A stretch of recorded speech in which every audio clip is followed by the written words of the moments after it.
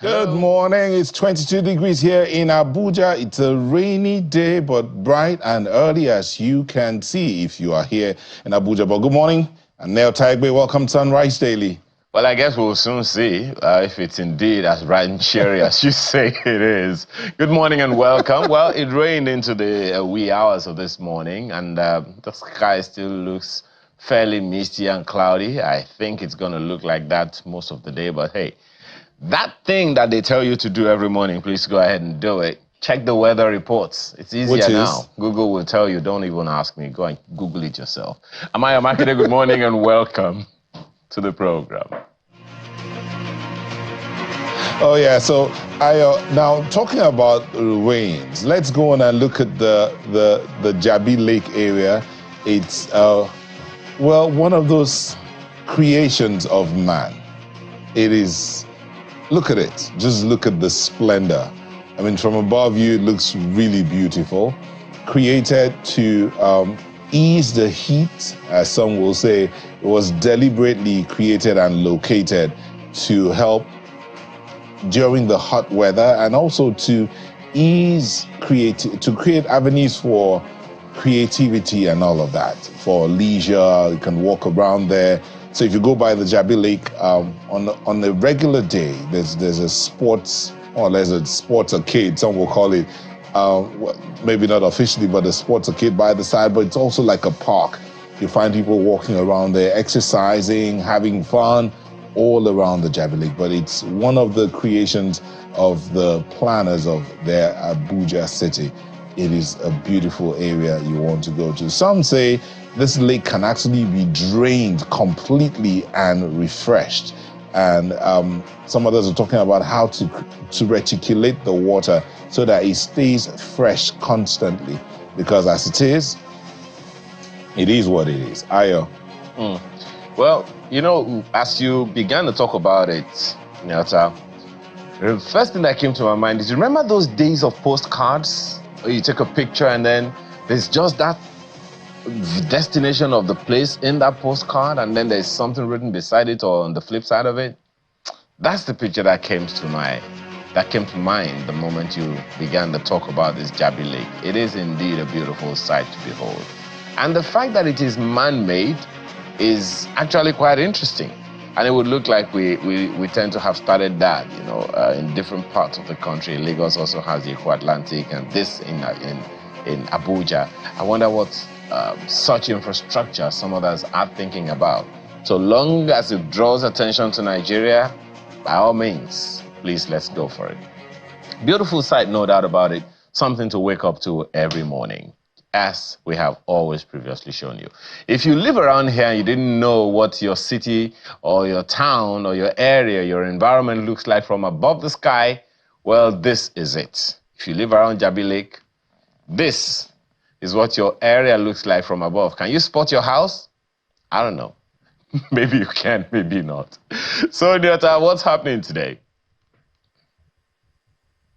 Well, plenty of things are happening, Ayo. As you can see, as I told you earlier, that this morning some people will be by that lake despite the rain, just to do their exercises. But other things are happening, especially on the business side of things. I'm trying to get exactly what's going to be happening. Ini, of course, will be here later on today to talk to us, but this is what's happening on the business side of things. Yes, indeed, it is what it is. As I said earlier, if you see it, attracting and sustaining foreign direct investment in Nigeria. You do know that the governments continue to talk about the need for investment and all of that. Yes, the CBN earlier this week talked about the amount of inflows that have come in from the diaspora, but this is going beyond the diaspora. It's not just about the diaspora returns, but also about what is being brought in by investors into the space, Nigeria's economy, to how to boost the economy and get it thriving once more. So that's what they'll be looking at on the Business Morning segment of Sunrise Daily today. Well, interesting. But they'll just move on real quick. Yeah, just a quick one on that, and it's an interesting angle, really. I mean, but when you remember what is happening in Ogun State now, it's all a function of foreign direct investment that got us here. So perhaps part of the things that we'll be talking to us about at 10 o'clock this morning on Business Morning on Sunrise Daily will be how to bring in these foreign direct investments safely in a way that it doesn't get us into trouble in the future. I guess that's part of it. Well, so yes, let's go and take a look at some of the papers now.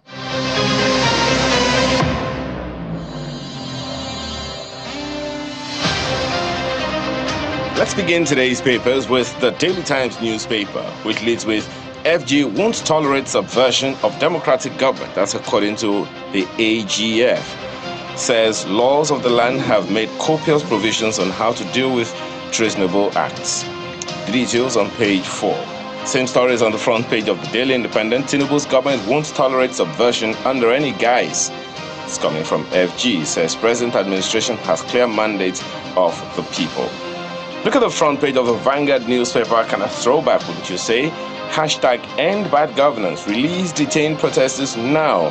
Onayekan, Ariwoola youths, CSOs. And look at some of the riders arraign or release protesters before August 25 or face legal action. Alana tells FG, says adequate notice must be given suspects to enable them contact MBA families for defense. Resolves to defend cases filed against protests by 2 states FCT. Also, NHRC to investigate killing of 22 protesters. Over 30 lawyers coming to court for 27 protesters. That's coming from Adeyanju. Condemns ill treatment of detained protesters and several others. Right there on the front page of the Vanguard newspaper. Front page of the Daily Trust newspaper. Kaduna villagers accuse soldiers of killing 3 persons, 100 cows. Demand compensation. Army chief orders investigation. Check the details on the inside pages. The Guardian newspaper is talking about insurgency in Northeast. Thousands in dire straits as supports dry up in border towns. It's the big story on pages 4 and 5 of the paper this morning. The Nigerian News Direct has, again, Chinese firm takes over another Nigerian jet in Canada. What's that all about? Find the details on page 9 of the paper. Business Day newspaper has cost of living crisis eases as prices of gari, potato, tomato drop. Interesting? Well, check the details on the front page. It continues on the inside pages and maybe the markets too, just to be sure. The Leadership Friday has Northern elders fret over kidnap, killing of monarchs. Condemn murder of Sirkin Gubir. Situation worse, say Abbas. Governor Aliu. North must find solution to insecurity now. That's coming from Sheikh Husani. Details of that story on page 4. New Telegraph says reps query Luth over alleged 2 billion naira discrepancy in remitter payments, 150 billion naira unapproved budget. Story is on page 4. And there's this interesting story at the bottom of the page. PMS crisis. FG's jerrycan ban crippling MSMEs nationwide. The details of that you may want to check on the inside pages, but how about the riders for a start? Motorists, residents with generator tanks observe vigil at filling stations. Frozen food sellers, others lament how fuel station owners dodge NMDPRA's punitive action. Details on the inside pages. The Nigerian Tribune. Niger killings. FG orders security agencies to track foreign miners funding banditry. That story is on page 3. Bans mining in Shiroro site. Vows to avenge killing of 12 miners. Those who think they can invade villages, kill innocent people to make way for illegal mining of their rich minerals will be shocked to discover that it is no longer business as usual. With the mining marshals working with the intelligence community, we shall fish out these hoodlums and put their hands to the fire. Details of that story on page 3 of the Nigerian Tribune this morning. And these are some of the papers we have for you today.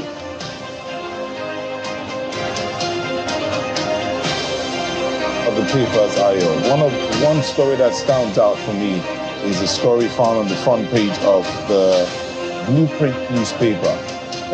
2025 budget will be based on needs assessment, says Jabbi Lake. One question that comes to mind then is, for me, is have we gotten to that point where we'll not be seeing things like every year buying printers or buying kitchen utensils? I mean, some will say if you look through the Nigerian budgets, they are usually repetition. Every year it appears they're buying fresh furniture. Every year we're buying new printers and things like that. So have we gotten to that point where we'll be seeing a clearly outlined budget? And as he said, it will be on needs assessment, based on needs assessment. Is it based on what is needed, not what the people or what those that work there want? So that's one story that stands out to me, and I hope that indeed when that budget comes out, Nigerians can say we are finally in that space where we have things going as they're supposed to go. Another story there for me is as the police awaits Ajero on alleged treason, FG warns against subversive acts. Lord Ariwoola on retirement. That was there was a valedictory section yesterday, and it was a full house. So he plans to change narratives in justice sector. Kekere steps in today as new CJ, and when that event was happening yesterday, someone asked me a question. Said, I thought there was a clear demarcation between the three arms of government, the independence of the judiciary, the executive, and the legislature. I thought they were clearly independent of each other. Plans to change narratives in justice sector. Who is doing that? Who's changing the narrative? Is it the executive or the judiciary that is working to change the narrative in the justice sector? Well, this story continues from the front page and goes on to page 8. That's it for Blueprint for me. Ayo. Very excited that you already spoke about the judiciary. One of the things that I wanted to talk about, just to spade it, it's a big issue for those in the practice, those who are in the interpretation of our constitutions and laws, the judiciary generally, lawyers, barristers, solicitors, advocates, all of them. Very exciting time for them. And they're actually quite hopeful that things are going to change and be better. But the issue that the outgone CJN raised are very, very strong, and that is the fact that the Supreme Court is overburdened with cases. It's not something that we are hearing for the first time. It's been on for very, very long. Question is, why should certain cases get as far as Supreme Court? Why can't they just stop at the level of the appeal court? And secondly, if we indeed practice a federal system of government, how come we have just one Supreme Court? Those arguments have also come that in the United States, where we copy from, they have Supreme Courts all in various places. Is it that we are not ripe enough for that? I guess time will tell. But what I really want to talk about this morning, Nyota, is on the front page of the New Telegraph newspaper, and it's at the bottom of the page. It's talking about the PMS crisis, the petrol scarcity all over the place. But there is that rule that's already giving some people sleepless nights. FG's jerrycan ban clipping MSMEs nationwide. In other words, if you go to your fuel station, according to this story, it's kind of illegal for you to buy fuel into jerrycans, into stuff like that.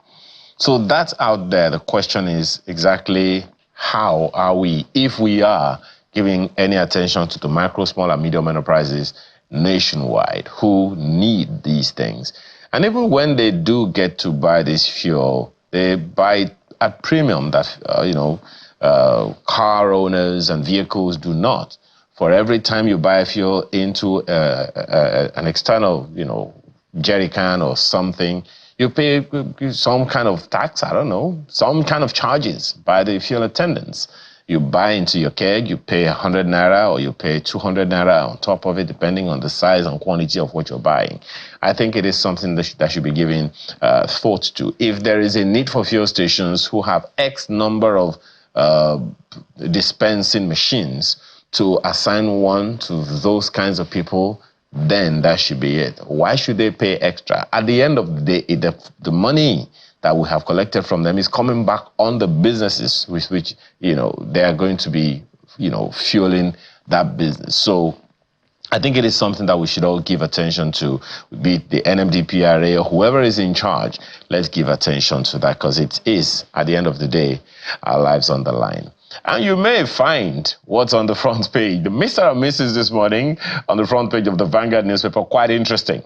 Mrs. is threatening to commit murder. I won't tell you. Please just go and look for it. Well, I guess time for us now to take a break. When we return, let's get into the show for today.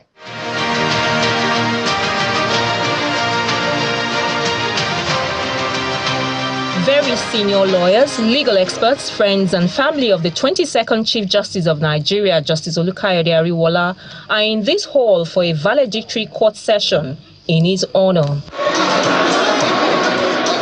The full complement of justices of the Apex Court are also here to witness the ceremony. Better heights in life. The Attorney General of the Federation and Minister of Justice kickstarts the session with an assurance of the federal government's support to the judiciary and its resolve to ameliorate the sufferings of Nigerians. Nigeria's justice sector shall continue to witness several massive turnarounds, initiatives and projects that will restore, transform and reposition our justice sector and place it as the best in the global legal community. Lending their voices, the Nigerian Bar Association and the body of benchers extol the virtues of Justice Ariwoola. We appreciate the grace of God upon the life of my Lord, the Honorable Justice Olukayode Ariwoola, for seeing his lordship through an illustrious career on the bench and as Chief Justice of Nigeria. My Lord Justice Ariwoola is a very good parent, a parent who cares about his children, about their career, about their future, about the generations yet unborn. In his valedictory speech, the outgoing Chief Justice of Nigeria laments the overburdening of the Apex Court. My noble lords, it is however my belief that access to justice should not be regarded as uncontrolled and unfiltered liberty to bring all forms of cases to the Supreme Court. It is my belief that we trivialize the institution of the Supreme Court as a court of policy when every form of litigation is able to meander its way to the Apex Court. He also bemoans the long delay in the adjudication of cases owing to inadequate judicial officers. It is my conviction that the right to fair hearing enshrined in the Constitution of the Federal Republic of Nigeria could only be meaningful when litigants have enough judges and justices to hear their cases. Justice is not a scarce commodity to be queued for. Justice without delay is inherent, natural, and constitutional. The immediate past Chief Justice of Nigeria, who was born on the 22nd of August 1954, was elevated to the Supreme Court bench in November 2011 and appointed the Chief Justice of Nigeria in June 2022, following the resignation of Justice Tanko Mohammed. He will be succeeded by Justice Kudirat Kekereekun. And that's what we'll be looking at today, the judiciary. I mean, as someone will say, one main man steps out, another main man, now a main woman, stepping in soon. But that's our conversation today, and we have joining us a senior advocate of Nigeria. He joins us virtually, Mr. Kunle Edu. Thank you for joining us this morning. Good morning, Mr. Nyota. Please let me make that correction.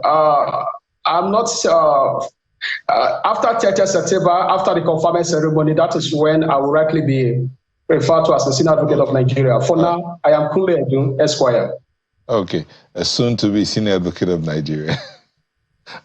All right, let's get into this real quick.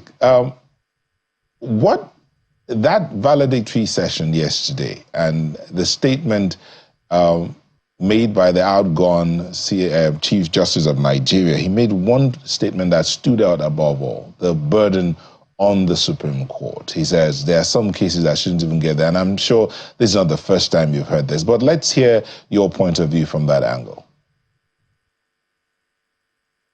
Nyota, I think this is one time that we should commend the outgone CJN, my Lord Honorable Justice Olukayode Ariwoola. His tenure, though brief, has been very, very eventful we actually recall that within the last 2-3 years or thereabouts, we've had some new life, infused into the judiciary. What am I saying? During his tenure, we have the trial court, the trial judges, judges of the High Court, Federal High Court, National Industrial Courts. We have their tenure, which hitherto was 65 years, now being extended to 70 years. That is, they have up to 70 years before they can retire, of their age, before they can retire. We also are aware very well that during the tenure of my lord that I just retired, that we have been talking for a very long time about the issue of salaries and remuneration of the judicial officers. Very, very appalling. Good enough with my lord's intervention, working with the Attorney General of the Federation, we have seen that done. And only a few days ago, the President of the Federal Republic of Nigeria did assent to that particular bill that enabled this improved salary structure to be implemented.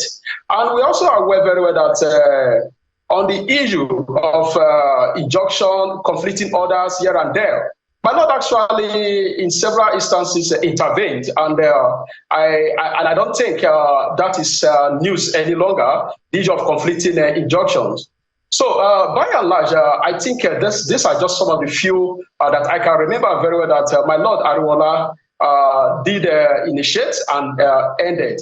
And I can also recall very well that the issue of, for the very first time in the history of the Supreme Court of Nigeria, we've had the full complements. Have the full complement of the Supreme Court Justice, full 21, as spelled out in the Supreme Court Act for the first time. And with that, we are now saying, because I practice before this, I appear before them regularly, we are now seeing appeals now moving very, very fast, unlike what it used to be, where appeals will spend 15 years, 20 years at the Supreme Court. Now, they are now, all the old appeals are now being attended to because we have several panels now sitting on a particular day. So that is kudos to my lord Ariwoola. By and large, I listened to his valedictory speech. He has done much, but there's still more to be done. And that was what was actually espoused in his valedictory speech. My lord is still expressed the minds of many lawyers and Nigerians with regards to the judiciary as it is today. The judiciary still needs to be better structured. It still needs to be better structured. My lord Ariwoola has done his part. And I use upon it to also welcome my lord, Honorable Justice Kudirat Kekereekun. My lord is a square peg in a round hole, incorruptible. And I believe that all Nigerians will be very, very happy seeing my lord ascending to the office of the high office of the CGN of Nigeria. Very good things are going to happen within the next few days, next few months and years, with the coming in of my lord, Honorable Justice Kudirat Kekereekun. Now, my lord the CGN actually complained about the Supreme Court being overburdened. I, as one person that regularly practices before the Supreme Court, I can confirm that. It is actually overburdened. It will shock Nigerians to know that cases from small claims courts, like magistrate courts, customary courts, at times they end up at the Supreme Court. I try to wonder why should it be so. But the frank truth is that there's no law that forbids such appeals going straight to the Supreme Court if the leave of the court is sought. Mr. If I may come in here, when you have allowed you to run through to make your submissions as regards the event yesterday and your commendations for Justice Ariwoola, who's retired now. But when you get to that point, I actually wrote down here in terms of what reforms should we be looking at coming from the judiciary. Among some of the things that Nigerians complain about is what you just mentioned, the fact that cases from small claims court, as you call them, get up to the Supreme Court, which shouldn't be. But there is the other part of courts of competent jurisdiction giving about the same rulings or judgment, as the case may be. You get to a federal high court sitting in Abuja, it rules on the same matter. You go to a federal high court sitting in, maybe, for want of a better example, in Kaduna, sitting on the same matter and giving conflicting judgments. What do we do about that? Because that is painting a not so good picture of the judiciary. Thank you very much. I seem to be having some audio problem. If you could repeat the last 3 lines, please. Where courts of competent jurisdictions, courts at the same level, sitting in different locations, give counteracting judgment over the same matter. Thank you very much. This brings to my quick recollection the emirship also in Kano State.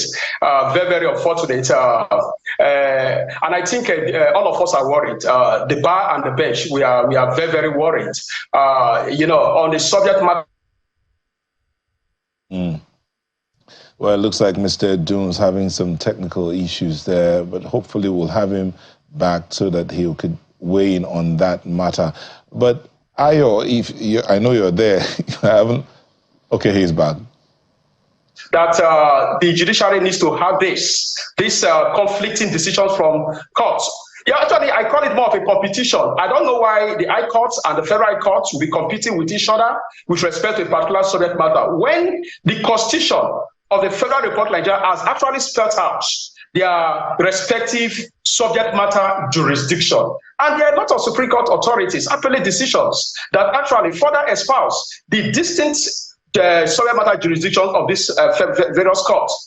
And I believe this is when the NJC itself needs to also step in. Because until we start dealing with this issue, and probably after investigation, any judicial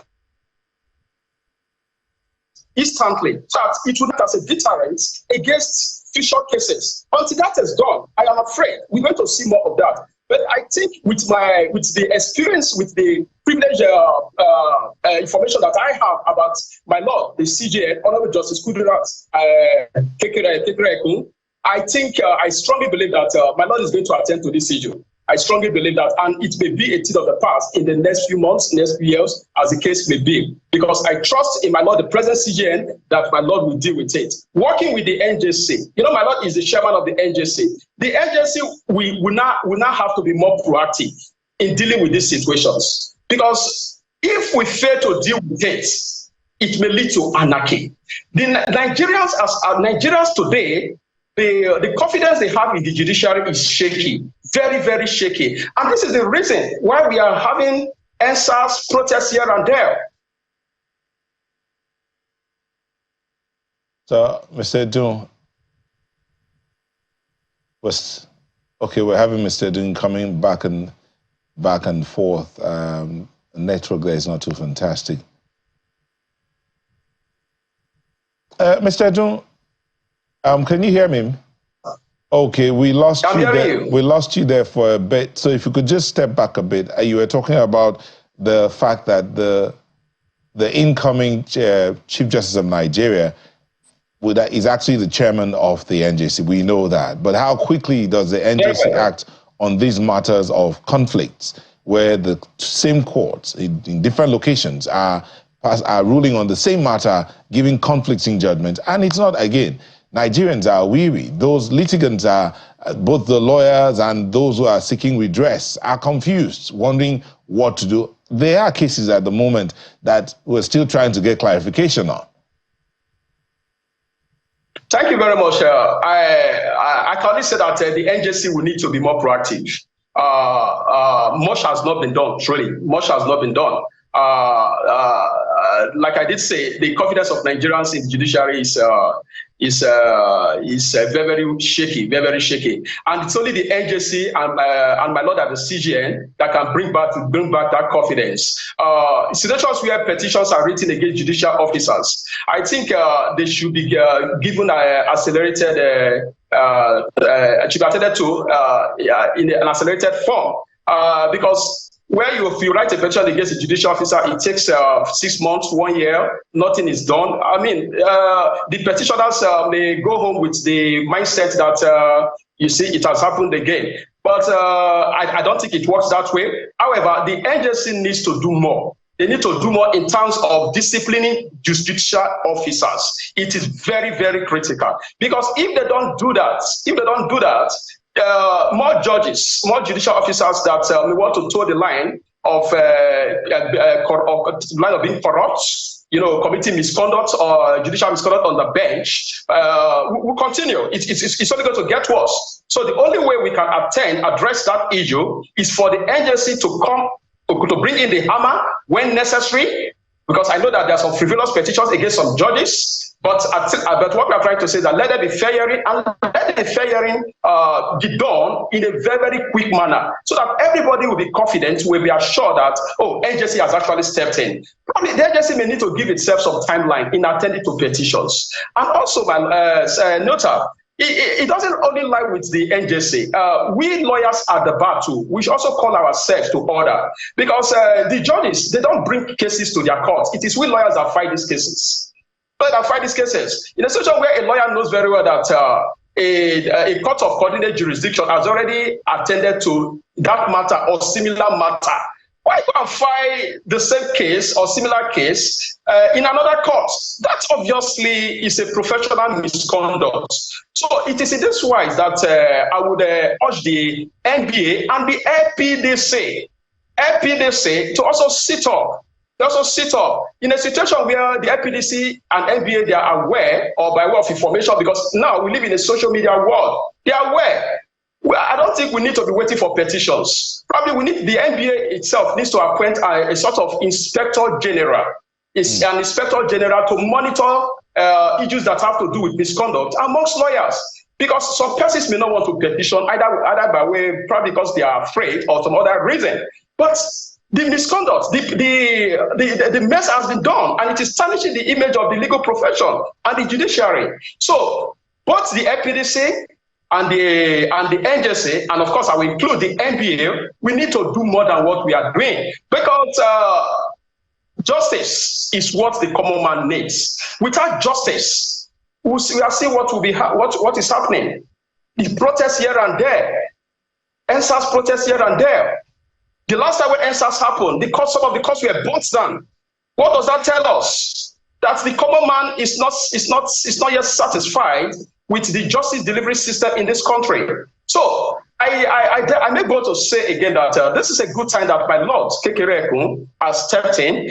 My Lord Ariwoola has done his best, and we give him kudos. And continue from that same legacy. My Lord Kekereekun has come in, and I believe that more will be done. The NBA that I believe the incoming president, Mazi Alpha Mosigwe, SCN, and his ESCO, and I believe that they will also ensure that this issue of professional misconduct by lawyers, taking cases before similar courts, disgracing the legal profession, it will be a thing of the past. I am very, very sure of that. However, sir, Nota, if I may continue, the issue of subject matter jurisdiction, that all the cases from small claims court end up at the Supreme Court, I think it requires constitutional intervention by way of amendments. Because the Constitution as it is now actually allows every Tom, Dick, and Harry to take every case, assault, stealing of 1 naira, 2 naira, small stores, end up at the Supreme Court. We cannot continue like that. Matters that have to do with states, should end at the Court of Appeal, or if it is allowed, they can create a state Court of Appeal as it operates in the US. But only very, very important matters should end up at the Supreme Court. Constitutional matters, fundamental right matters, matters that have to do with capital offenses, treason, those ones, they can end up at the Supreme Court. And with regards to also the issue of electoral matters, why should House of Assembly, House of Rep, or even a governorship in terms of pre-election matters, why should they go to the Supreme Court? I think the Supreme Court is very, very well overburdened. So we need the National Assembly working with the NBA and, of course, the NJC and the NJI to get around this and unbundle the Supreme Court, so that only critical matters that affect the nation should end up at the Supreme Court. So, Mr. Adun, you see, this suggestion you talked about now, constitutional amendments to see that subject matter jurisdiction is looked at critically. Some will argue that there are a lot of lawyers sitting in the National Assembly as we speak who are members of the bar and have gone through the process and all of that. Indeed, the president of the Senate is a lawyer. So if the lawyers who are in the National Assembly have not thought about this, to say, okay, it's time to look at this aspect of our Constitution so that the courts themselves are not overstretched and overburdened. I mean, we've looked at the remuneration for the judicial officers and the judges. Maybe that part also needs to be looked at again real quick. But when you say that amendment, how quickly do we see that amendment happening? If you earlier you talked about the NJC being more proactive. In what sense, when you say being more proactive, in what sense would you want that to be? How do we begin to go? Someone will say the question of consequence management, so that if the judge errs, the judge is punished instantly. And if the judge does good, the judge is rewarded instantly by the regulatory body, which is the NJC. Is that the kind of being proactive you're talking about? No, sir, yes, that was what I said. There should be timelines for treating petitions, probably max 6 months to treat petitions against judges. 6 months is a reasonable time. But when it goes beyond 1 year, 2 years, 3 years, you know, the petitioners will of course, they will lose confidence. Now, on the issue of how, lawyers in the National Assembly, how they can partner with the NBA and other stakeholders, critical stakeholders, in terms of constitutional amendment. I want to tell you here that the NBA has, before now, I recall when I was National Public Secretary under Kodosoro SCN, we set up a committee working with SPIDEL, that is the NBA section of Public Interest and Development Law. We set up a committee to come up with areas of the Constitution that we think actually need amendment, but with particular reference to the judiciary, reforming the judiciary. We came up with a very fantastic report. There were a lot of good recommendations, and the NBA president then presented it to the then Honorable Attorney General, if I can still recollect. So the documents are still there. Nevertheless, it's a continuum. I'm saying it's a continuum. So the NBA can still do the same, working with the NJI, that is the National Judicial Institute, working also with the NJC. They can also set up a tripartite committee on this and come up with very, very laudable areas for reform, and working also and present it to the committees in both the House of Rep and the Senate for judiciary and legal matters. Present it to them, because lawyers, they are also lawyers. So, and I want to tell you that even when the present Senate Majority Leader, Bamidele was there, we actually worked with him. The NBA actually worked with him, and he's still there. So he can still work with. He was the chairman of the Senate Committee on Judiciary and Legal Matters.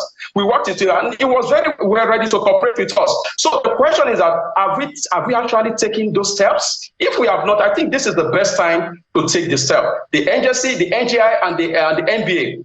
They should come up together, have one single committee, not separate committees working at cross purposes. Come together, come up with resolutions, recommendations, and meet the Senate Committee on Judiciary and Legal Matters and the House of Rep committees, you understand, so that they come up with a joint resolution on this issue, joint recommendation on this issue, and present to the National Assembly Committee on Constitutional Amendments. In that wise, it should already be an easy sale if we can get the full cooperation of our members in the National Assembly, and I think they are there to help. Nevertheless, our members in the National Assembly should also see, because they are first and foremost lawyers. So the interest of justice should always be primary to them. It should. So they should also be interested. So they can also reach out to the NBA. They can also reach out to the NJC, reach out to the NJI, because all of us, we have a common interest. What is the common interest? Let there be a sustainable justice delivery system that the whole world will be proud of. That investors coming to Nigeria will say, oh, we can go to Nigeria and invest, because the justice system is as good as in any European country. You understand? And let it also be that when somebody knows that he's charged before courts, Within 1 year, 2 years, the matter is through with. Not 5 years, 10 years. I have a case that is still at the High Court for almost 15 years now. Almost 15 years. 15 years now. Almost 15 years. 15 years now. Almost 15 years. 15 years. I mean, you've made quite some, strong points there, but to the issue you spoke about concerning the opinion of the outgone CJN about the Supreme Court being overburdened, do you think we need adjustments to some laws in order at least to put some force of law behind people, not all cases not getting to the Supreme Court? Do you think there is any adjustment to some laws necessary?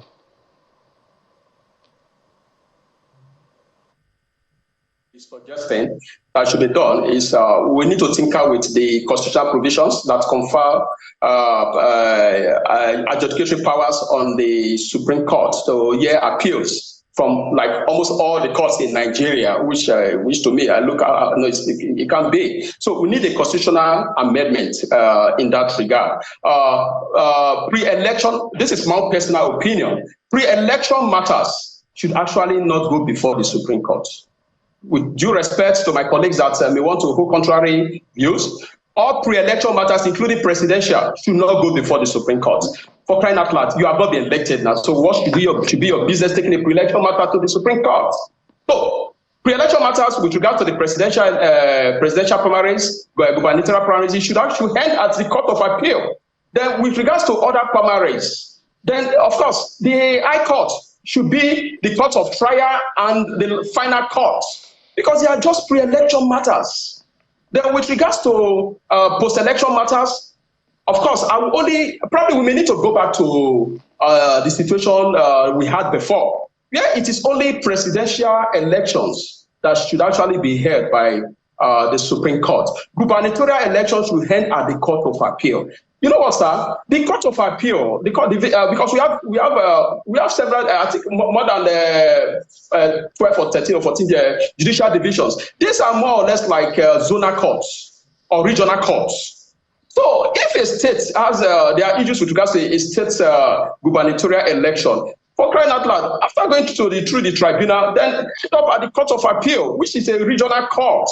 Somehow, instead of going to the Supreme Court to go and overbody my laws that are there. So that is one. Now, another one, sir, is that land matters. Land matters have no business going to the Supreme Court. Because, to be frank with you, sir, all the issues, principles of law regarding land matters, they are long oversettled. So there's nothing new that will be brought to the table by the Supreme Court or any other. In fact, in most cases, the Supreme Court actually restates previous decisions and principles on land matters. Then matters that have to do with torts, assaults, some simple civil claims or contracts. They have no business going to the Supreme Court. They should end at the Court of Appeal. Criminal charges that have nothing, that are not related to capital offenses. Capital offenses in this wise are cases that, like murder, like in some jurisdiction. I don't know. Probably, I think 1 or 2 states. Probably I would have loved to include cases where life imprisonment is the maximum. Giving some counsel to the NBA. I think you're already giving some counsel to the NBA, to the NJC, and even to the CJN to make this adjustment. So, which is a good thing, and thankfully you are coming in as SA. And so, hey, let's say you got your job cut out for you as well. But how about insulating? How do we insulate the judges, or justices from corruptibility? Because the reason that people will take one case from one level to the other, to the other, to the other, is because they do not believe that, the first court did justice, so they appealed it. And then they didn't think that maybe the other, case was, the other court, the appellate court, was also not satisfactory, so they take it higher, on and on and on like that. So, and sometimes some people have also alleged that some courts in Nigeria have become, a place where you go shopping and it always goes to the highest bidder. How do we insulate the judiciary, particularly the judges and justices, from corruptibility? Thank you, my dear brother. Not all judges are corrupt. Not all judges are corrupt. I think it's just the few bad eggs that are actually tarnishing the image of the majority. Because I have had courts, a lawyer must not win on his cases. This is my personal experience. I've had courts in certain situations where probably my cases did not go the right way. I lost. The clients will now say, is it not possible that probably the other side bribe? No, I said no. I said I would not know. I would not know. And by the way, I am not one of those persons that start going around and tarnishing the image of judges that it's possible that he was bribed or whatever. No, if you are aggrieved with the decision of a court, you go to the court of appeal. That's why we have the court of appeal there. Except you have clear evidence of corruption, then I think it would be unfair to rub on all the judges the same use the same brush. It is very, very unfair. However, I must also admit the fact that there are still some modicum of corruption on the bench. I must admit that fact. And when we are talking about corruption doesn't necessarily entail monetary considerations, giving money, sort of stuff. No, corruption is a very wide word. It's a very, very wide word. I could be me as a judge, I could be related to somebody on the basis of that, on due influence. I could deliver injustice rather than justice. That is a form of corruption. Now, going back to your question, how do we insulate judicial officers from corrupt tendencies? Good. The NBA, of which I am a part, I'm a critical stakeholder, we also need to also monitor how our colleagues conduct their cases. If the NBA, as a matter of fact, is aware of any information regarding whether a lawyer has bribed or whatever, the NBA should on its own take it off. Because if the NBA doesn't take it off, that same brush will be used on all of us. You understand? And of course, the bench, because it is not, like I said earlier, it's not the judges that bring the cases to the courts. It is we same lawyers that take these cases to the courts.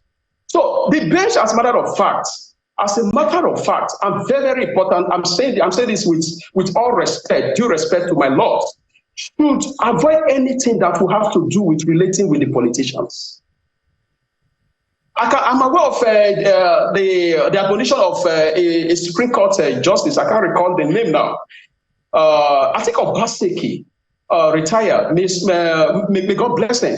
He admonished judicial officers, please run away from politicians. They will tarnish your image, because it's possible that a judge may attend the occasion, let's say ceremony or whichever event, organized by a public servant, who obviously is a politician. Seeing the judge and the politician alone may give this, may make Nigerians to insinuate, did I not say so? They have bribed them, which may not necessarily be so. Right. What I'm trying to say is that when justice is done, let justice be seen to be done, manifestly seen to be done. Anything that may give the impression that a judge has been compromised, our judicial officers must avoid it. All right, let the politicians be. Yeah. How about that other issue that you raised about legal practitioners, lawyers such as yourself and your colleagues, who, as you said, are the ones who take the cases to court, and they know from all available whatever that, hey, this case is not likely to go in a particular direction, yet they take those cases to court anyway. So in terms of, and that's among other issues, in terms of discipline, in terms of deterrence, from lawmakers, legal practitioners overburdening the courts with cases that really shouldn't go higher, what would be your counsel? Is there any kind of deterrence for legal practitioners not to take certain cases to levels where they know they really, really don't need to get to? Thank you once again. Actually, it's an act of professional misconduct for a counsel, knowing very well that the facts of the case as presented to him would not necessarily constitute a valid claim or actionable claim in court. It's an act of professional misconduct for such a counsel to advise that litigation should be commenced. And there are ways we can deal with situations like that. And one of the ways is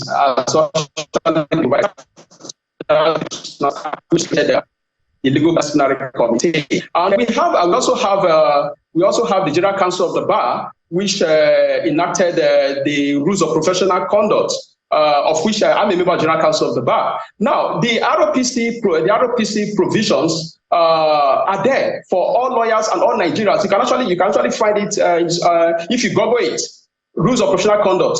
You can Google it, and it will be there to guide all Nigerians, all litigants, and all lawyers, so that whenever there is a situation where you see the case is obviously not one that should be brought to court. There's nothing wrong if the opposite counsel petitions that lawyer. There's nothing wrong with it. But provided that petition is not frivolous. So you must be very, very sure that the action is not actionable, but it's something that a lawyer shouldn't have filed. Because if we don't do that, it actually clogs the dockets of the courts. A court that ordinarily should be dealing with 4 or 5 cases on a particular day will now be dealing with 20 cases, 25 cases, one judge. So it doesn't help the system. So we the lawyers, we need to also help the system. And of course, I will also use this opportunity to also urge my lords, my noble lords, that when cases like that come before them, they should just refer the case straight to the multi-door, instead of clogging the dockets of the court. Refer the case to the multi-door. So, colleagues, please, this is the kind of case that I think should refer to the multi-door, because I think the matter is so simple that it can be resolved. You know, there are ways you can express the judges can express this to the lawyers without being seen to be taking sides. So refer them to the multi-door. That is when obviously on the face of the case, there is no actionable claim.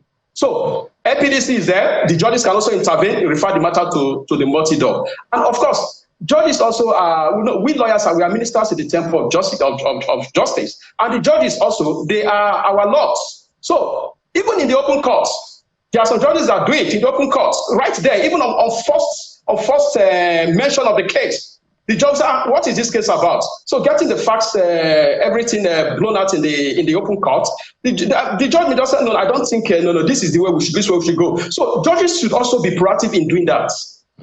That is, I call it ADRO inside the court.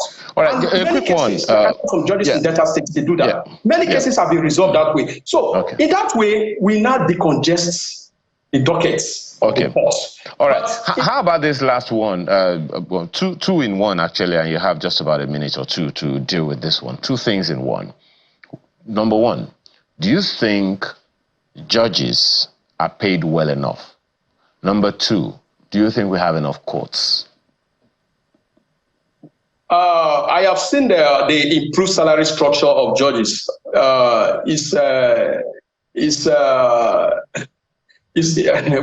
thank the CGN and the AGF and our president for making it possible, but I still think that more needs to be done. The job of a judicial officer is not easy. Imagine a judge handling a matter, 25 cases is docket every day. It is killing. And of course, we need to also take care of their health, because some of them, they have health issues arising from workplace inconveniences. So, in terms of other allowances, their vehicles we need to change their vehicles, get them good vehicles.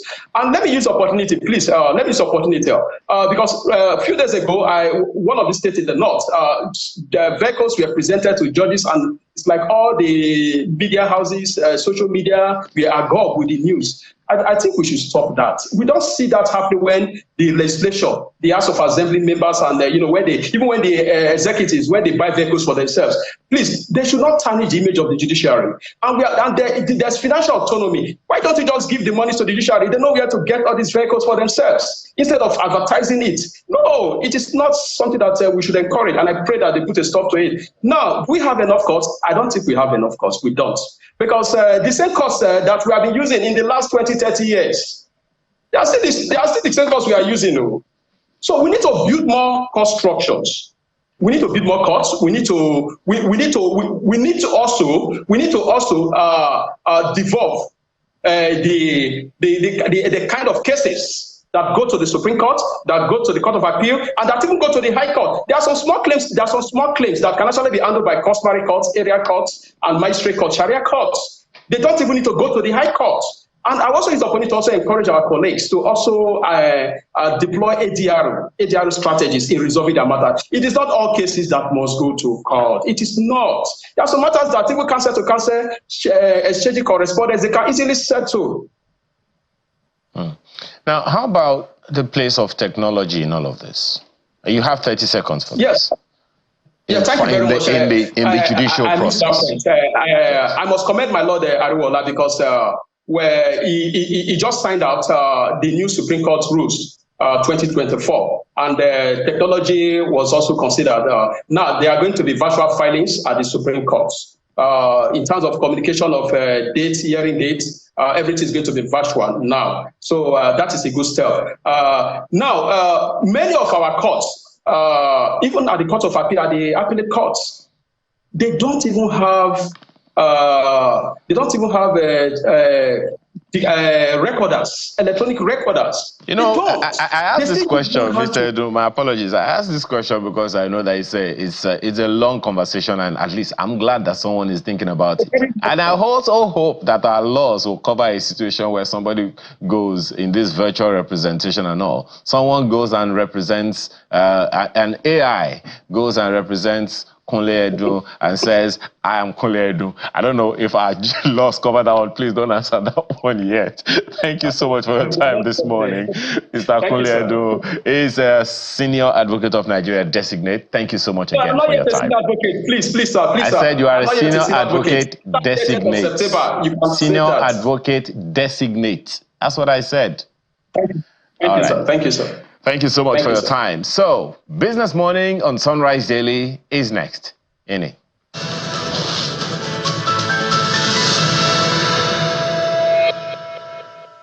Thank you so much, Ayo. Good morning, everyone. Welcome to Business Morning on Sunrise Daily. We do business for just about 30 minutes and head back to the Sunrise Daily studios. We begin from the global space, telling you about oil prices.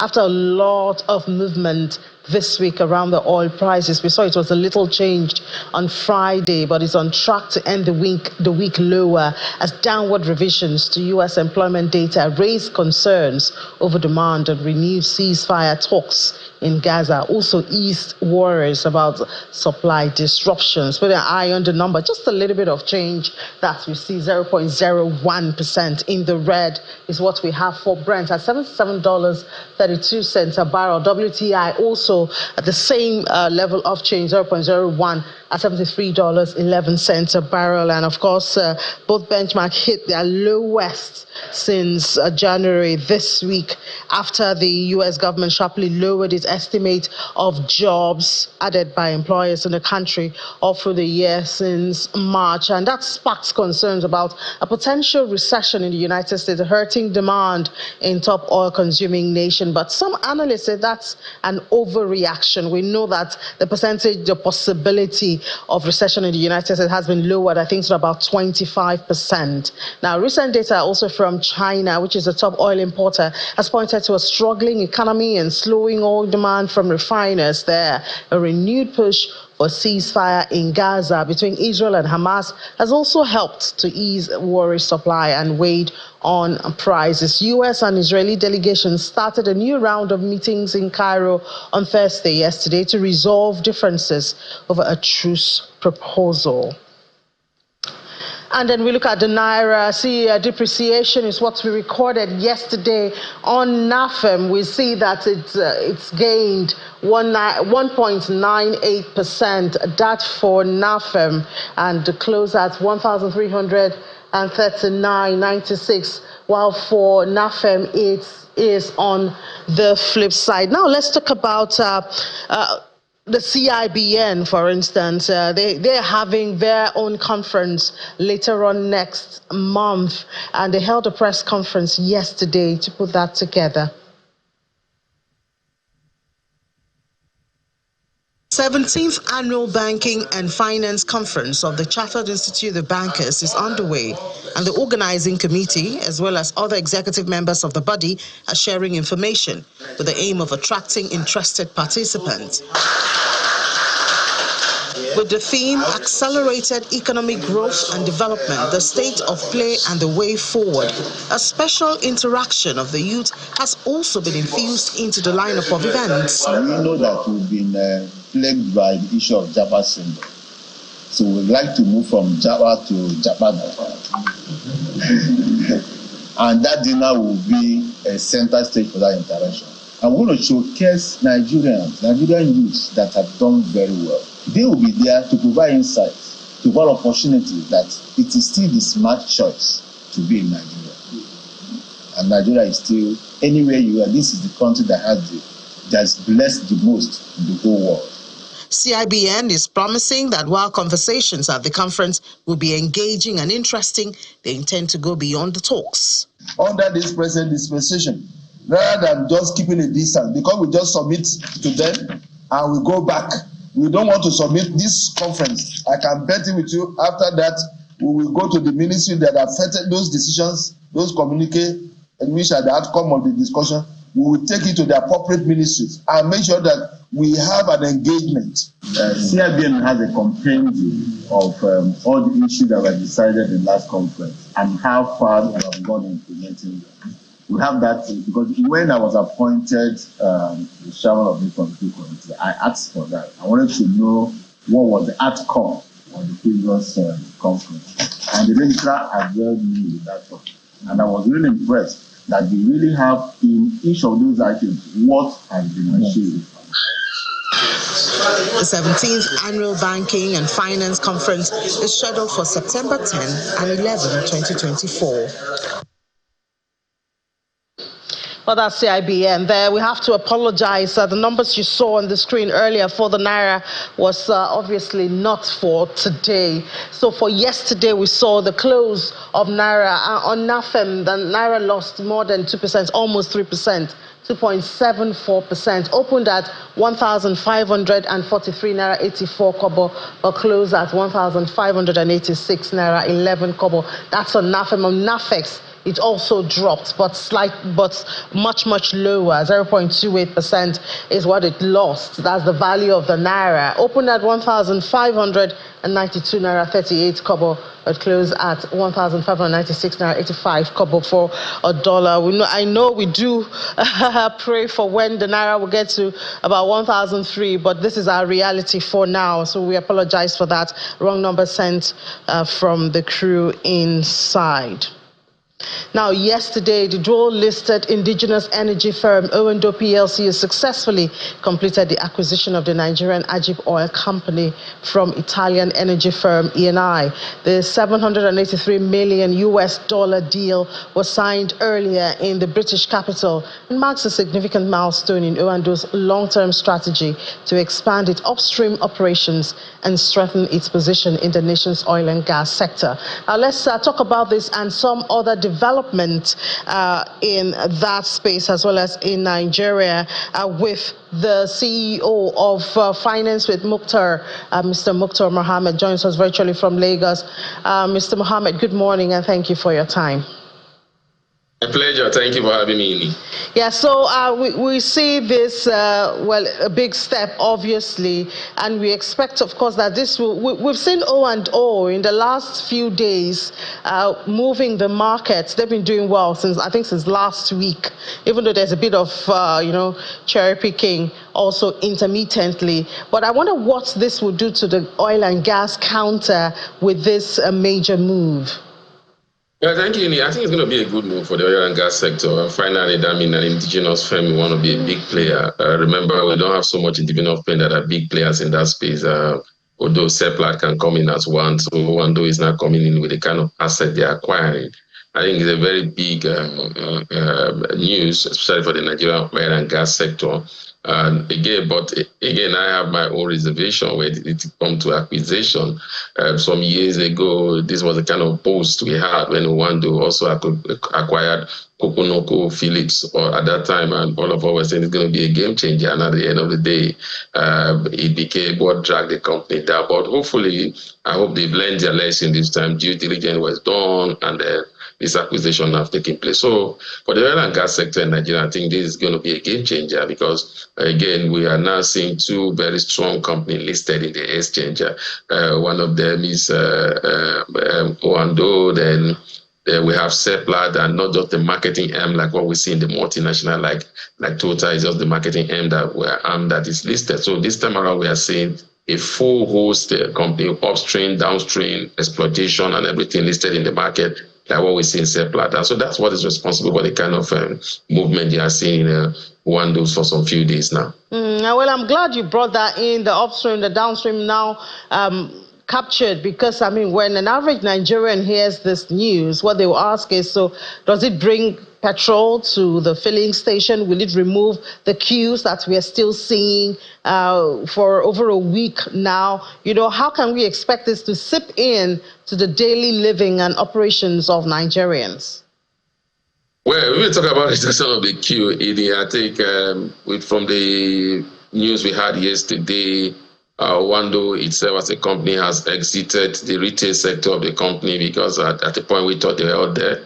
But again, after the news from the former vice president and them saying that Owando has acquired some, Owando has come out to say, look, they are not in that retail space alone. They are no more there because they have given out that space and have sold it to NOE and Helios Group in partnership with NNPC. So the only thing that you will see in that space is when you have a big player, an indigenous player, they will begin to look at the crude oil supply side.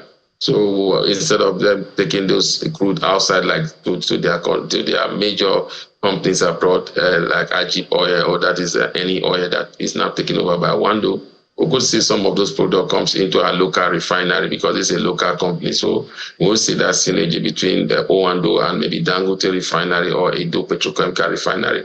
So that's the good news. And with that, then you have a lot of refined petroleum product to pump into the market. But I think in the retail, and Owando seems to have exited that space.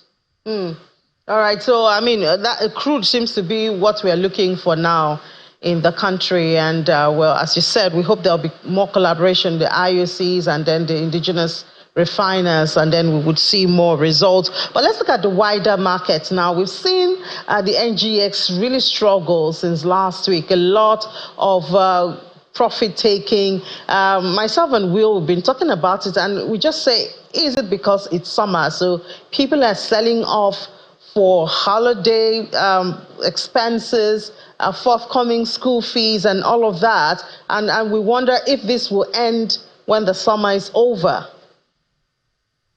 Hey, Ini, thank God you've been in the market for a while. You follow this market. This is always a season whereby you see those in terms of low activities, things for profit taking, in terms of you talk about school fees, you talk about summer.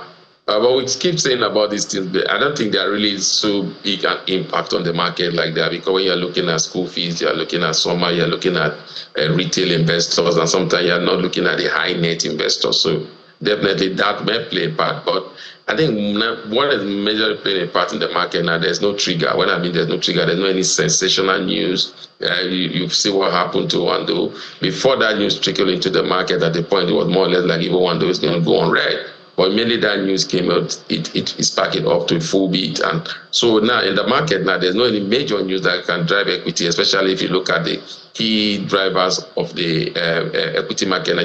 It's normally the financial sector. The half-year results have not been approved by the CBN. They are still compiling their right issue. Some of them are still in the market. So investors are looking at all this. And then when you look at the larger economy in itself, there's not so much exciting news about it. Some of the companies that have released their results, that news have not excited the market. So the market needs a trigger in terms of the results that will excite the market, especially from the financial sector. Then that begin to galvanize the market into the kind of activities that you want to see. I think at this moment, what investors are looking at, they're looking at fundamentals, they're looking at value, and then those that are speculators are looking at profit taking. So these three factors are really playing into the market. For long-term investors, they are looking at value and fundamental. For profit taking, they are looking at price entries and price exit points. So you continue to see those activities, and unfortunately, it seems that the profit taking seems to have more intense of activities than those that are the value investors. So definitely those changes will continue to come into the market. But when the trigger come in terms of those earnings season, you could see a tilt. If, like I say, if some of these companies that will bring in this report have not been pricing, but as it stands now, it doesn't seem like they have been pricing. Mr. Mohammed, that was 3 ifs, so that's a very big if that you have put there. But insurance is one interesting counter. So from being a penny stock to, just catching the fire, and even when we see the parents of financial services, that's banking, drop, like yesterday they were down almost 1%, we still saw insurance recording some gains. Yeah, like I said, that's the speculator space. The price in those spaces are a recession for NEM insurance, Crusader insurance, and ICO insurance. You see that most of those stocks in that sectors are really, really penny stocks. And so what you're saying, most speculators are in that space. You buy for 30 kobo, 45 kobo, you make a movement of just 5 kobo, you trade in. So there's a lot of volatility in that space now. And that will continue, like I said, until we have a trigger that comes into the market and then shift attention from that penny state into the real sector of the market. So definitely what we are looking at, I told you about investors looking at price entry and price exit. The insurance sector seems to be a bargain space when you are looking at price entry, price exit, profitability in terms of price movement, that in terms of price of those stocks. Again, all these are adding up for you to see the kind of result that you are seeing in that sector. But when you look at in terms of the fundamentals of those stocks in this sector, you and I, we agree that they have not really ticked, but in terms of market activities for profit taking, that space is where investors are really playing. All right, thank you so much, Mr. Mukto Mohammed, for sharing your time with us this morning. Thank you for having me.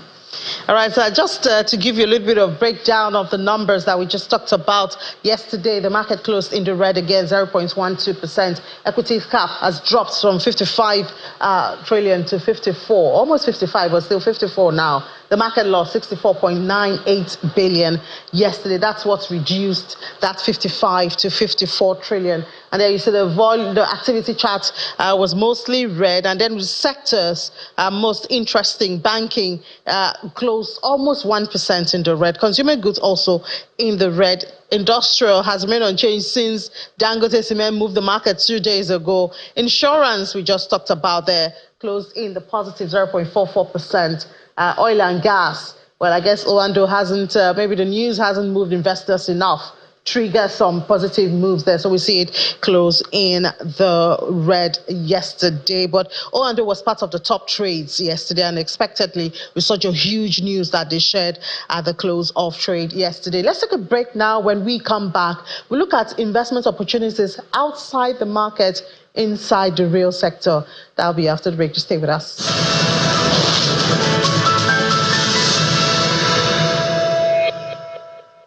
Welcome back to Watching Business Morning on Sunrise Daily. Now, we've talked about the markets, the financial market. Let's talk about the real sector, talking about foreign direct investment. And one would ask, should we be talking about attracting investors into the country at this time? Investors that were here or are here, how well have we treated them? If we talk about more, bringing new ones. Well, LCCI has a duty to retain not just their members, but also make the investment climate attractive for investors, both the domestic and the international, the foreign investors. So let's see how much work they have done and perhaps the plans that they have with the Director General of Lagos Chamber of Commerce and Industry, Ms. Chinyere Almona, joins us virtually from Lagos. Ms. Almona, good morning and thank you for your time. Good morning, Ini, and thanks for having me. Great. So at this time, I wonder if you think Nigeria should be talking about attracting investors when we know what even existing investors are going through. We've seen a number of multinationals leave the country, and we still see the challenges in the investment space in the country. I wonder what grounds we should be talking about attracting investors into the country at this time. Thank you, Ini. You're absolutely right that over the years we haven't been able to retain our investors because we've heard the stories of all the investors leaving. But if you think about it, foreign direct investment into Nigeria has been on a decline. The foreign direct investment figures for Africa shows that Egypt is leading with about $11 billion. And South Africa is following very closely behind with about $9 billion. Ironically, you and I will agree that Nigeria is richer in investment opportunities than some of these countries. But creating the right environment is what we need to do for both the local investors and foreign investors. And at the Lagos Chamber of Commerce and Industry, we're trying to change the narrative. We're trying to change the story and highlight the areas where there are investment opportunities, but also highlight the areas where we need to improve and have the regulators come talk to us about some of these issues.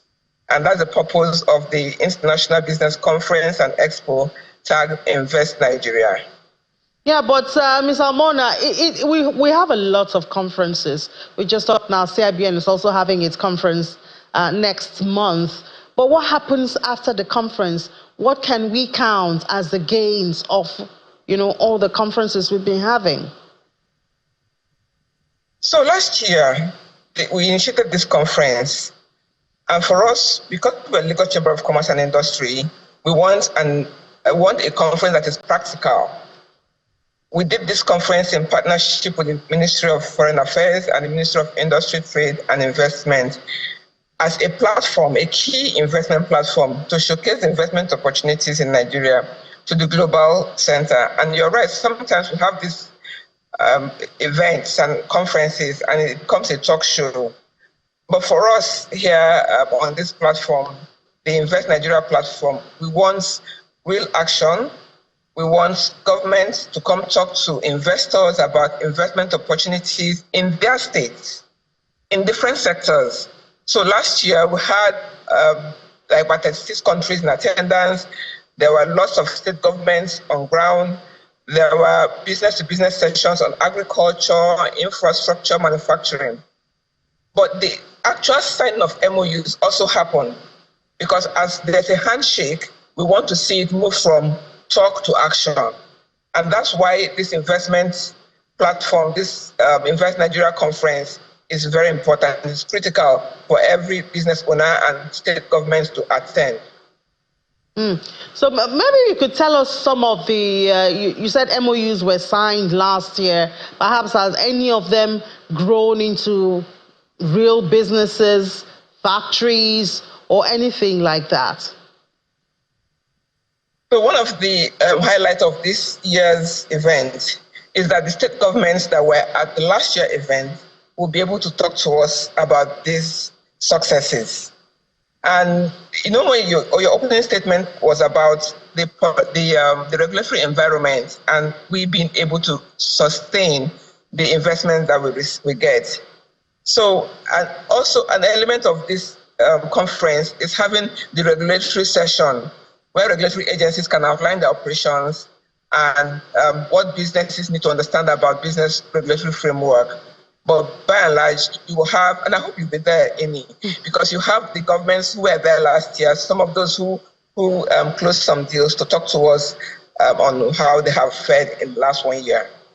I'll try to be there because, if you have it when I'm having a live show, I may not be able to be there, but I know I will see the visuals at the end of the day and I will listen to those speeches. But tell us what sectors are in focus, what areas of business seems, the most sellable at this time in the midst of the not so friendly investment climate? So agriculture is a big one because well, we know what the state of food security is today. So agriculture, thinking about how do we use technology in agriculture, that's a big investment opportunity. Also infrastructure, at the organized private sector, we've always talked about lack of infrastructure. So having the right infrastructure in place, road, even power, utilities, all of these, those are areas that are critical for investment. Manufacturing, that's the industrial sector, is also ripe for investment. So you have the ICT as well, technology. You have technology enabling a lot of things. So you have health tech, edutech, agri-tech, fintech. So technology is a big sector for investments.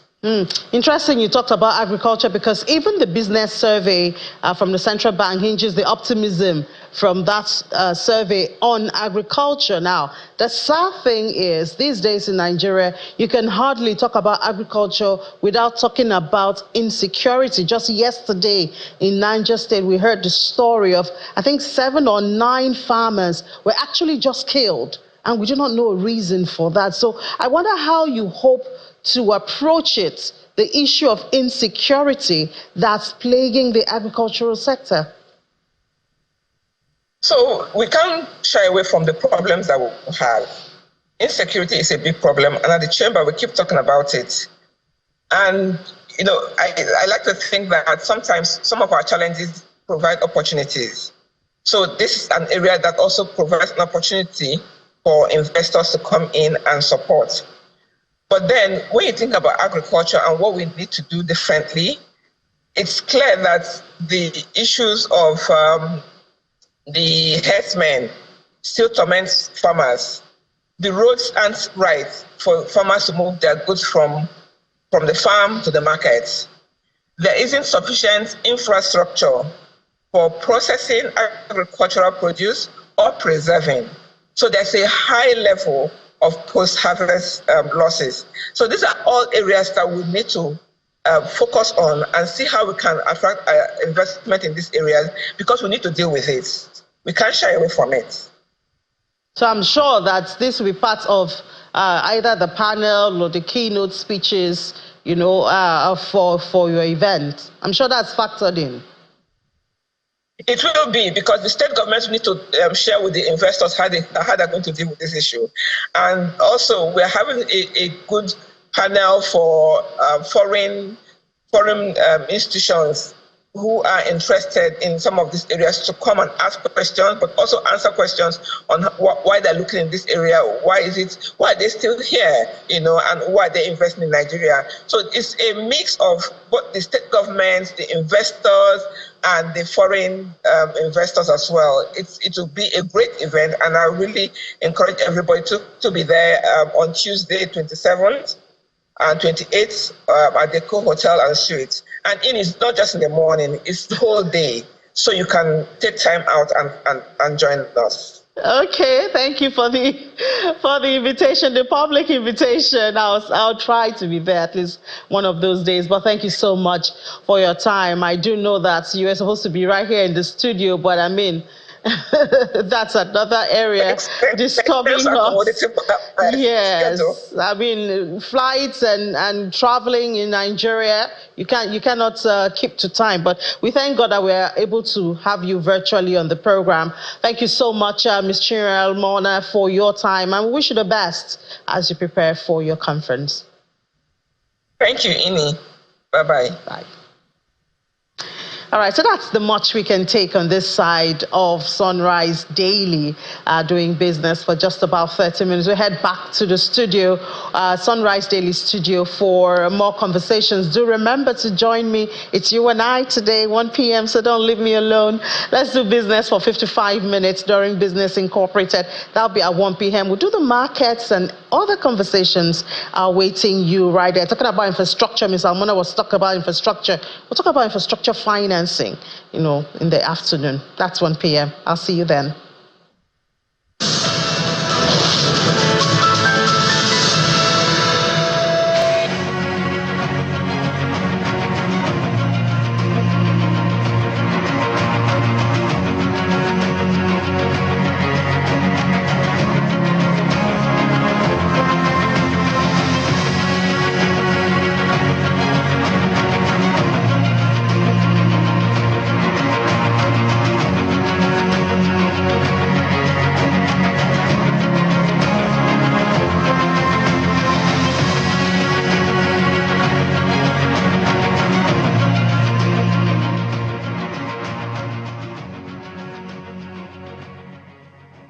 Welcome back. And this sad story is what we'll be looking at today, the implications of all of this. I mean, if it has to get so, this is very close to home. Some will say, we have one in the studio here who is quite close to him. We have joining us to discuss this matter, Mr. Sani Shinkafi, who's a former chairman, Committee on Prosecution of Bandits and Other Related Offences.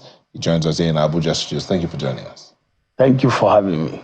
Good morning. Mr. Shinkafi, before we came on air, we saw the timeline of all that happened. I mean, July 29th was when the district head of Gatar and his son were kidnapped along the Sokoto Savon Bernie Road.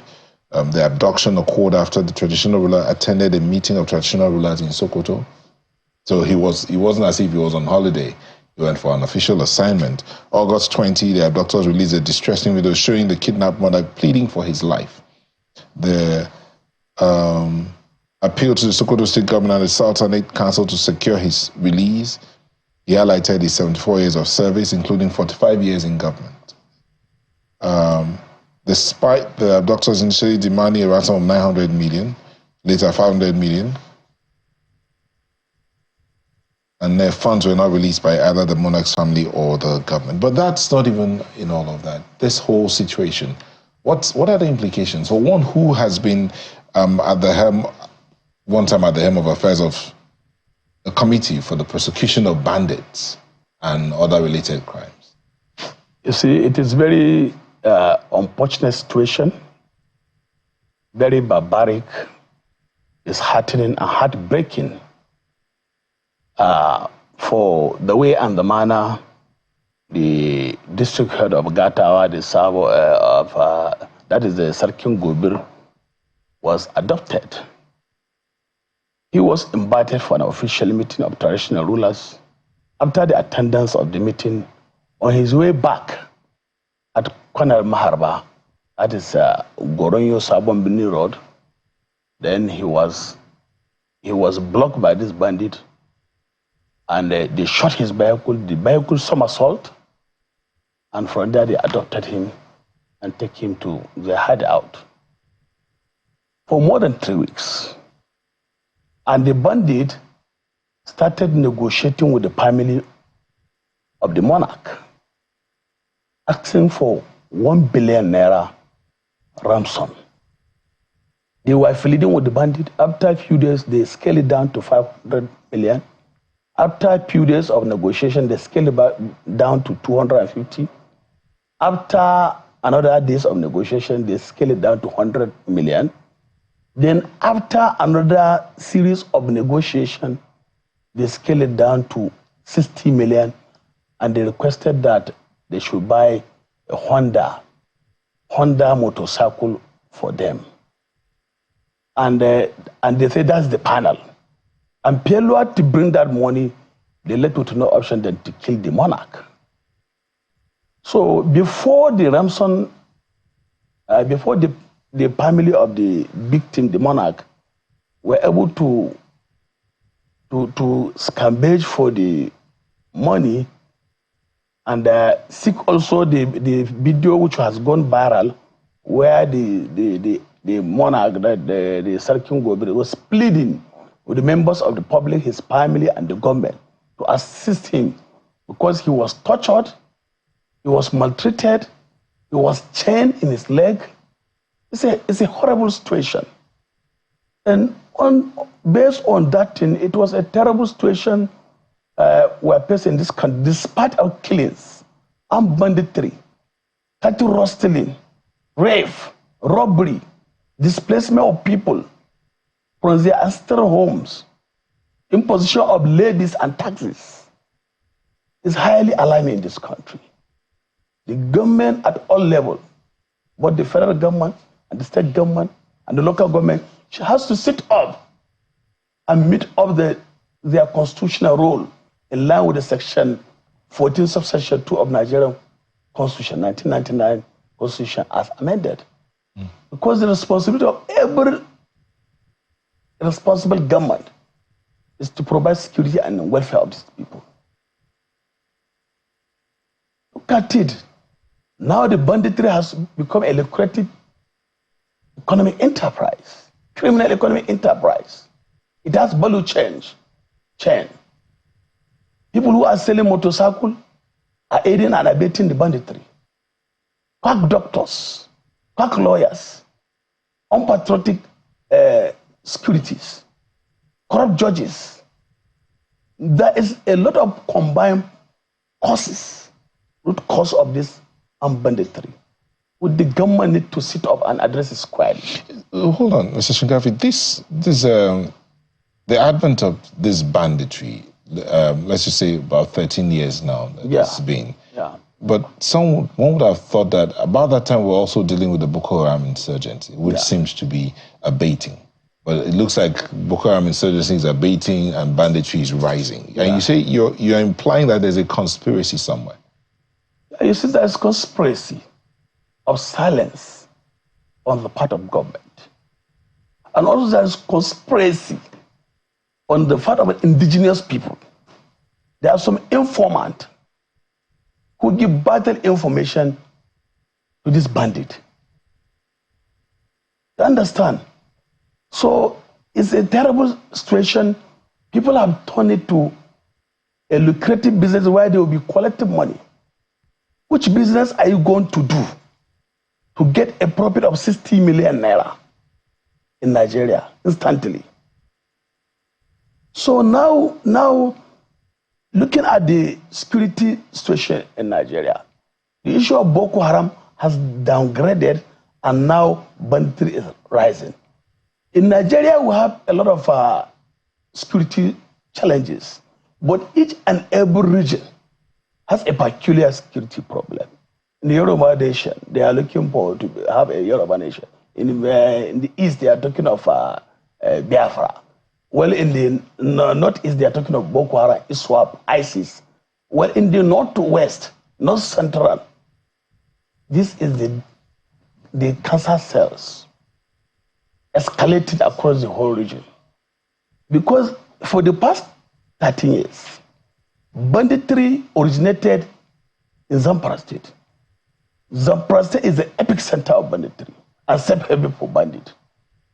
And the Zamfara State share boundary with Katsina State, Sokoto State, Kebbi State, and Niger State, and even partly part of Kaduna State in Birnin Gwari area. So these are the problems, and it has gone viral. So the government has to sit off, and most of the rising or factor mitigating this banditry, the major issue is bad governance. Before we get into the factors encouraging banditry, which you said one of them is bad governance, as the chairman of that committee for prosecution of banditry, former chairman of prosecution of bandits and other related offenses, what were you able to find? What was your committee? What were the findings of your committee in terms of like what's the cause and how to end banditry? Is it because it looks as if the numbers, are they Nigerians? Is that part of what you found? Are they Nigerians or are they coming from across the borders? You see, I have served in various committees during the administration of Bello Matole, the current Minister of State for Defense. I served as a chairman committee for prosecution of armed bandit and banditry-related offenses. And I served in a committee which was chaired by the former Inspector General of Police, MD Abubakar. I was a member of that committee for finding lasting solution to armed banditry in Zamfara State. I served in also security and intelligence gathering on banditry-related offenses in Zamfara State. With the experience I have in such committee, I serve. And also I serve as a chairman committee on anti-illegal mining in Zamfara State. So, statistically, the root causes of banditry are many. Most of these bandits, 85% of them are indigenous. Like in Zamfara, all the bandits has their catchment area. Their area where they have everybody has their catchment area, their territory. Turji has his own catchment area. Halilu Sububu has his own area. And Ado Alero has his own area where he's controlling Taipei local government. Turji is controlling Shinkapi, part of Zulmi local government.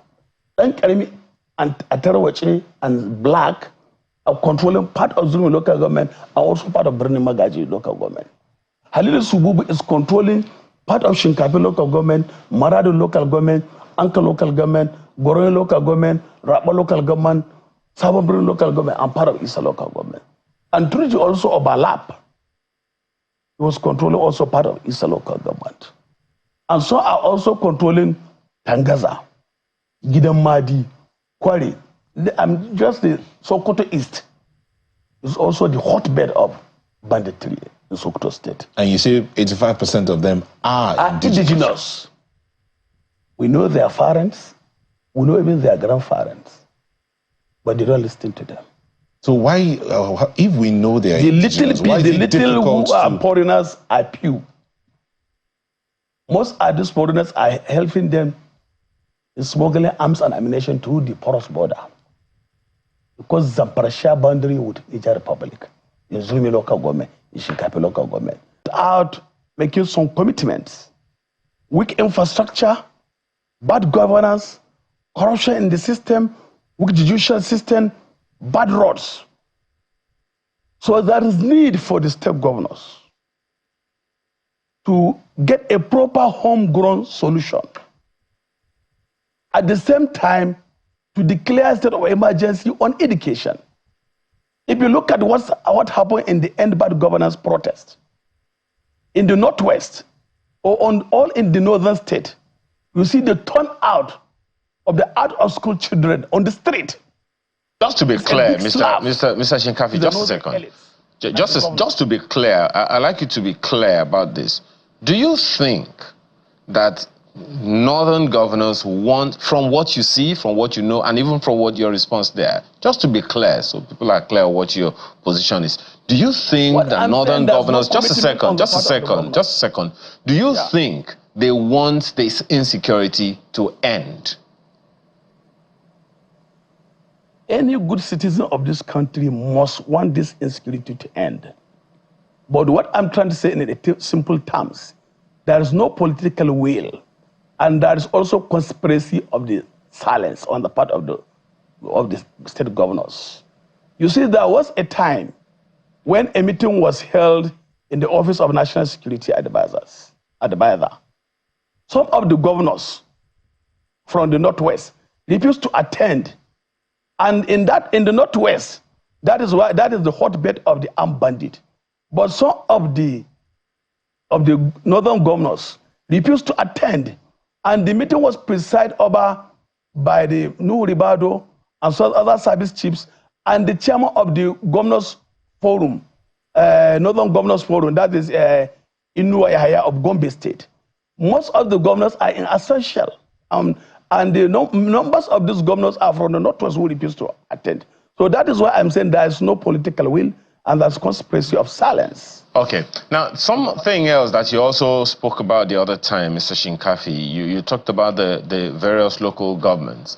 There are those who are saying that, you know, we already made the local governments vulnerable through which these insecurity things happen, because if the local government administrations or governments were as effective as they ought to be, everybody knows everybody, and these things would have been pegged, nipped in the bud before they became the hegemon, the behemoth that they are now. Do you agree with those people who say that?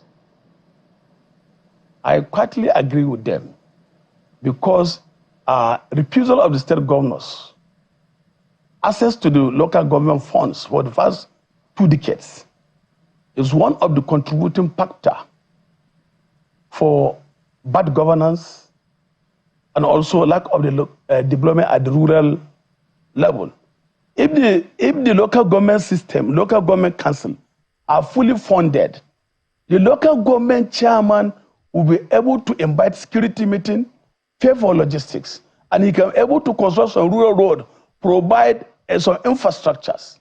Because this bandit, in the committee we serve, of the Committee for Finding Lasting Solutions to Armed Banditry, These bandits are complaining that they don't have schools, they don't have hospital, they don't have maternity home, they don't have vaccination center, they don't have access to potable water, and they don't have access road. And most of their cattle route and Fulani settlement were taken away by other government.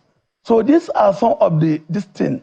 And they also cattle reserve, which was reserved for cattle rearing, grazing area, have been taken away by some traditional rulers. So these are some of the challenges. If the local government chairman or local government in Nigeria are financially independent, I think it will help in also developing the local government and also to reduce the poverty and also increase food security. But this banditry has now made Nigerians, especially the northern Nigeria, which is the food basket of the nation, have now turned to hunger zone and starvation because more than 80% of the land are not cultivated during the rainy season because of the activities of this and bandit and criminal elements. So most of the funds of local government have been diverted by the state governors for personal enrichment. All right, thank you, Mr. Sani Shinkafi. We do hope that now that the Supreme Court said, given the local government autonomy, they will begin to get their money. Let's hope that whoever is heading the local government will get to work and see that these issues of governance is brought down to the grassroots, and then we'll see an end to the insecurity situation. The judgment is a welcome development. Thank you so much, Mr. Sani Shinkafi. Is a former chairman of the Committee on Prosecution of Bandits and Other Related Offences. Thank you so much for coming in this Thank you. Now, let's see some of your feedback. We have this one, Imonoka Inakina, PhD, talking about the former CJN. He says the current CJN will face the same challenges if the independence of the judiciary is not guaranteed, especially financial independence. It will affect most adjudications, while corruption, which is already prevalent, will make justice highly impossible or improbable. So Dugeri has this one, still on the same issues, says, while we call on NJC to discipline judges of coordinate jurisdiction, giving varying judgments on the same matter, what happens to the lawyers who in first instance engage in forum shopping? There you go. NBA will have to step in there and see how that goes. But we have this alone on security from Atoyebi Ezekiel. He says, it's unfortunate that we keep losing lives and authorities still playing hide and seek games. If the cashless system can be implemented and enforced, the kidnapping business will die naturally. This was the experience during cashless policy.